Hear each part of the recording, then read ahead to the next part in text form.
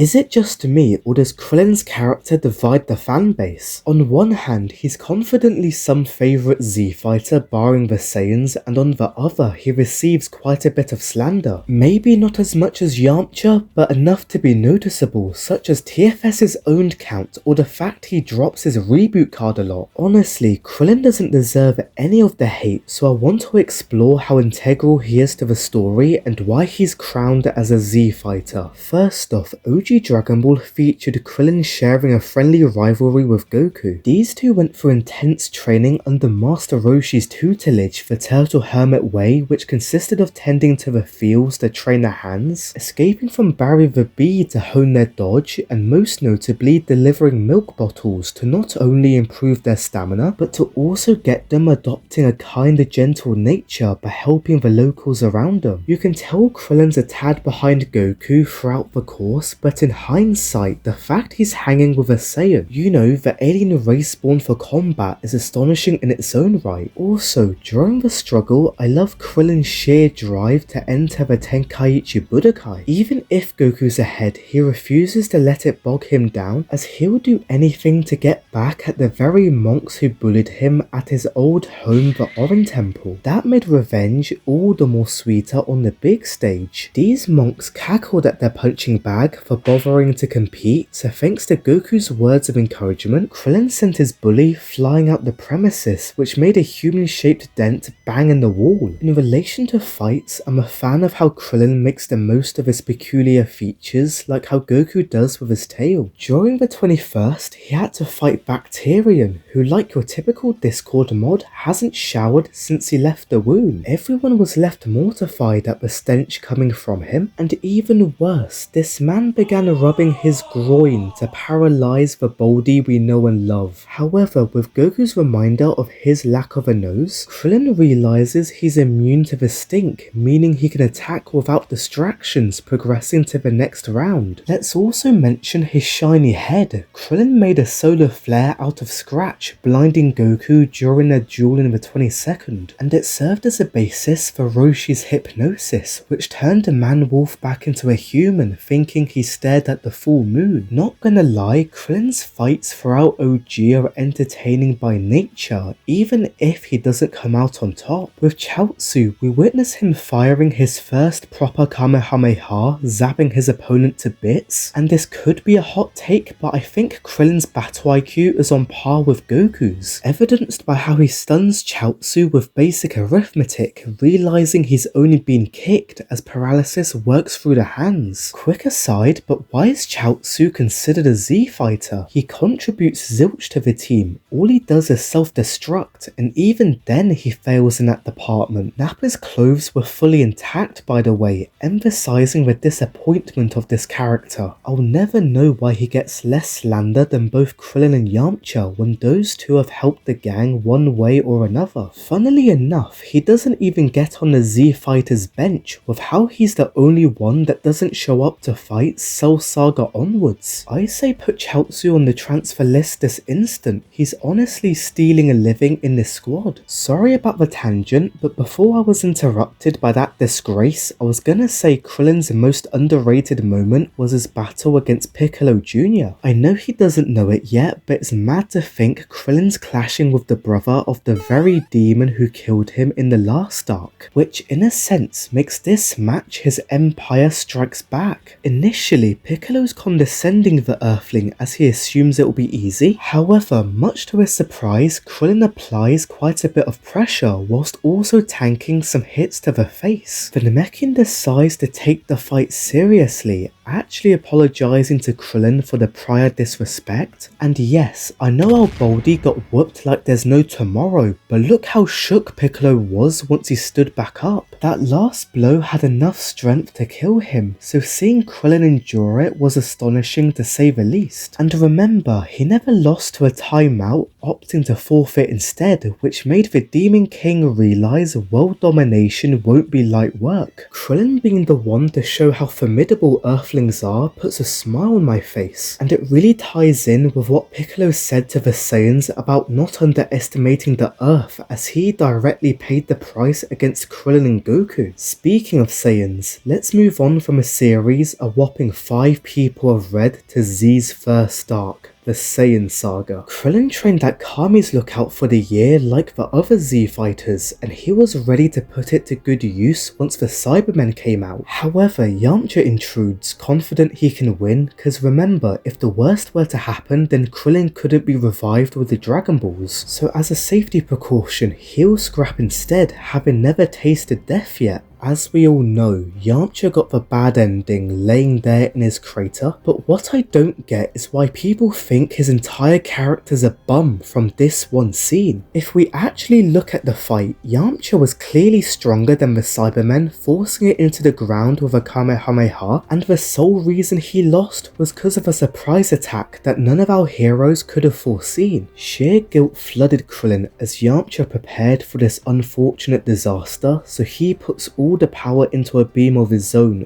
all to avenge his friend. Piccolo notes there's no pace to the move, but in a scenario like this with multiple enemies, it was perfect for Krillin. He lifts the beam to the sky before tilting it back down, where suddenly 6 beams scatter across the field, targeting all the Cybermen and the Saiyan pair. Krillin defeated 3 whole Raditzes in a span of a minute. Such a shame the scatter Kamehameha isn't used enough. Do you know how handy it would have been if he threw one out against Frieza's army in Resurrection F? Anywho, for being enemies, Krillin and Piccolo had some pretty good synergy in this arc. Look how the pair were playing pass the parcel with Nappa so seamlessly, all the while helping Gohan gain some experience in life or death situations. Furthermore, when the Namekian tells Krillin to be bait for Operation Grab Nappa's tail, he fully understood the assignment, blasting a ki wave downwards to grab the Saiyan's attention. I feel bad for Krillin because he got the grips of Saiyan biology to exploit in a real fight, but both times he was given the short end of the stick as Nappa and Goku overcame their weaknesses. As that plan didn't work, Krillin's final gamble was to fire his signature move, the Kienzan, a ki-powered disc that cuts anything in its course. Nappa was so lucky Vegeta was around. That overconfidence would have had him looking like that mountain over there, doing its very best Gojo impression. Even dodging left a deep cut on Nappa's face, which I'm glad you see for the rest of the arc. For Krillin to slice the cheek of someone with at least quadruple his power level is a major feat in of itself, though it would have been hilarious if this next part I'll play actually happened. Krillin haters would have went extinct.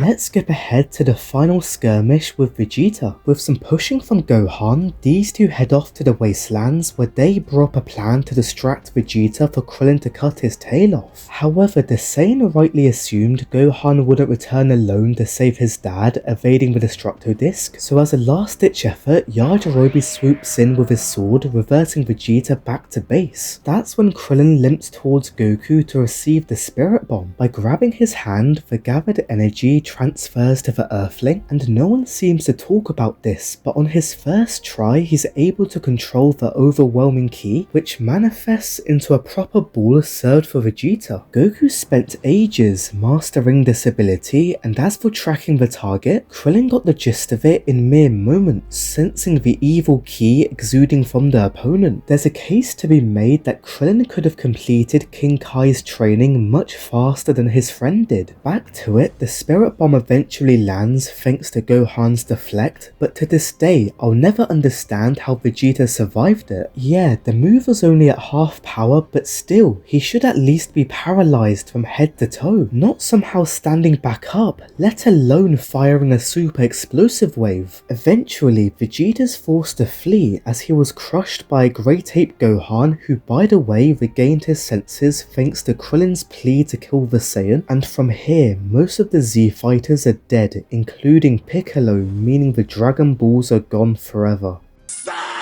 All hope isn't lost though, because it was Krillin who suggested the idea to go Namek in the first place, as he overheard the Saiyans mention Piccolo being a Namekian. That's why he told Goku to fight somewhere away from the corpses, since he theorized this possibility to revive them all, which means Yamcha didn't die in vain. This plan wouldn't have sprouted if Krillin took his place, so I do wonder how Dragon Ball would have played out if it was only Yamcha, Gohan and Goku. Anywho, using the Earthlings plan, we can segue to the next part of the story, the Namek saga. With Goku out of commission, Krillin, Gohan and Bulma are left to traverse the planet trying to find these Dragon Balls. To start with, we're always focused on the usual dynamics like Goku and Vegeta, Gohan and Piccolo, but why don't we discuss Krillin and Gohan's? Theirs is so overlooked, but arguably one of the highlights of this arc. The Earthling assumes this mentor role for Gohan, leading how to best approach the many predicaments on Namek, like how Piccolo was doing prior, and sure, Gohan may throw a spanner in the works which don't align with Krillin's plans, like when the hybrid blew his cover to Frieza all in the name of saving Dende. But that's natural for a 5-year-old when their emotions are all over the place, especially as a half Saiyan. Unlike Piccolo, Krillin's a more relaxed person, reflected by his interactions with Gohan. Throughout the arc, these two have time to chill, not always being so serious in every waking moment, like it's so wholesome seeing them celebrate the small victories, such as plucking Vegeta's Dragon Ball from the lake, or even when they get word that Goku's on his way to the planet. Look how adorable they are after the Spirit Bomb. Piccolo's not accepting hugs at this point in the story. When these fleeting moments of peace become ensuing conflict, don't worry, Krillin and Gohan are completely locked in. Every time Vegeta gets a whiff of their ki, the Earthling's always on high alert, ordering the other to suppress it, and thanks to his leadership, they're able to evade the prince for the time being. My only complaint is when Krillin got too drunk on Guru's potential unlock. He already addressed the dangers of Vegeta, so it's quite a fumble, allowing himself to be a deer in the headlights. Continuing with the pair's dynamic, their chemistry from a fighting perspective is utterly incredible. The minute the ship landed, Krillin and Gohan went off against a couple of Frieza's henchmen, slowly revealing their ki to them as a jump scare before breaking their jaws was a sight to behold. And for the cherry on top, the pair timed their flips perfectly. I'm certain they were practicing acrobatics on the way there. Even Guldo was overwhelmed by them. The only reason he wasn't scrambled like an omelette is due to his time-stopping ability, but still resorted to paralysis anyway as the pair could sense his energy. However, the fight their teamwork shined brightest was against Ginyu by far. When Goku explains the body swapping situation, them two stopped holding back, unleashing such a vicious combo. Krillin and Gohan began pressuring the captain with a flurry of blows, which depleted his stamina to 0, signaling them to connect the diabolical gut punch in sync prior to the fracture of Goku's chiseled chin. And for a dollop of finesse, the pair's flips returned for a sequel, launching Ginyu smack into the ship. I feel Krillin was a big help for the hybrid to understand his broken potential, and it's cemented by how Gohan seems to fight better once he teams with someone he can actually gel with. Krillin's obviously gonna aid him as much as humanely possible, since this is his best friend's son we're talking about. It's simply his duty to do so, trying to boost Gohan's morale from the scared child he saw in the Saiyan saga. As for the final boss fight Frieza, Krillin and Gohan get new Saiyan outfits to serve as protection, with no denying that both rock the armor. But I give Krillin the slight edge, as I've already seen Gohan's color palette on Vegeta. If we're talking contributions, Krillin did help my glorious prince get another Zenkai with a blast to the chest, but looking back on it, maybe he shouldn't have gotten one. At least Vegeta's ego wouldn't have risen to extreme heights, just a crash and burn in the biggest humbling of his life. A more impressive feat is when Krillin sliced the Emperor's tail off inches away from ending the arc. Like with Nappa, you can see the damage carry over until Namek's explosion. You know this moment's significant when in Xenoverse, Frieza has a preset with his limb severed. If I was Krillin, I would have hung that tail up in my house house as a trophy. And for his final contribution, you already know it's Krillin being the catalyst for Goku turning Super Saiyan. Dying twice enraged our hero, assuming he couldn't be revived, so to avenge Krillin's death, Goku lets Frieza power up to 100%, all in the honor of his kind best friend. We wouldn't see Krillin again if Dragon Ball ended here, but thankfully we're not in that timeline, meaning this vid can continue to the Cell Saga. I'll be honest, his plot relevance plummets by this point of the manga, and the most notable point to mention is him falling for Android 18. After watching his comrades get demolished by the androids, Krillin knew he wouldn't make a difference, trying to instead convince them not to kill Goku via the pacifist route. 18 found that cute, pecking him on the cheek, and it's in this moment Krillin realizes maybe the androids aren't just genocidal maniacs after all. He queries Trunks about this, re-evaluating his perception of Dr. Gero's victims, to which the latter states they're stone cold killers, understandably so as he witnessed them annihilate his master and the rest of humanity. I want to focus on the "at least that's true in my era" bit. Krillin brushes off any chances for optimism, but deep down he still has second thoughts of 18, clinging on to the idea that the androids in this timeline could be redeemed. Some may say this is simp-like behaviour, but I doubt it's the case, cause even Kami agreed with his thought process. The Namekians saw how 18 willingly spared their lives, and it's interesting how he began scolding his other half for picking this fight to start with. Like the Earthling, Kami underlines the part where the androids in this timeline differ to the ones of the future according to Trunks, and you know what? Both him and Krillin are well in their right to make this judgment, cause over the course of this series we've seen clear-cut redemption arcs from Tien, Piccolo and Vegeta, so why can't the androids do the same? Ironically, Vegeta killed people during his scuffle on the motorway, like the truck driver here, yet the alleged cold-blooded killer kept the casualties to zero. Krillin finally knew his answer on the island of bad decisions. In his palms rests a remote made by Bulma, which upon getting 10 meters close to the androids can deactivate them with a press of a button. The Earthling repeats to himself that he's got the easiest job to accomplish, but thoughts of 18 keep rushing to his head, and with that, Krillin chooses to destroy the remote, begging her to not be absorbed by Cell. I know he's got a crush on 18, but to go into depth, this is Krillin recognizing her as a human, not the heartless monster that Trunks described. She never laid a finger on Krillin or ever killed anyone, proving once more how different the past and future timelines really are. We should really thank 16 for how 18 turned out, yet another person on the Z Fighter roster who turned over a new leaf. Once Cell is eviscerated, vomiting up 18 prior, the Z Fighters head to the lookout, where Piccolo says that androids should be grateful Krillin looked after her throughout Gohan's beam clash. The hybrid blurts out his friend's love for 18, prompting her to leave as she won't fall for a Baldy, but ends up returning anyway once Krillin uses the final wish to remove the androids' bombs from their bodies. 18 exclaims she won't thank him for his kind act before stating she'll see him again soon, and that's when Yamcha shines a beacon of hope, affirming he still has a chance with her. Krillin didn't just take his chance. No, he's only just gone and won the Cell Saga. Over the time skip, he got married to 18, settled down with her to start a family, and in Super, he even got the job as a police officer, showing Krillin got the best outcome out of all the monks in the Orin Temple. Even though 18's stronger than him, she still thinks Krillin's the coolest guy she's ever met, and in both GT and Super, their relationship's fully fleshed out, arguably the best couple in Dragon Ball. Krillin being the first to notice her humanity really paid off in the end, and as much as I'd like to continue yapping about this wholesome couple, I'd be here for ages, so I'll save it for another day. Hopefully I've truly explained the genius of Krillin's character and how he's integral to the Dragon Ball narrative. So if you've got this far, thank you so much, and second, I better not be seeing any slander towards him.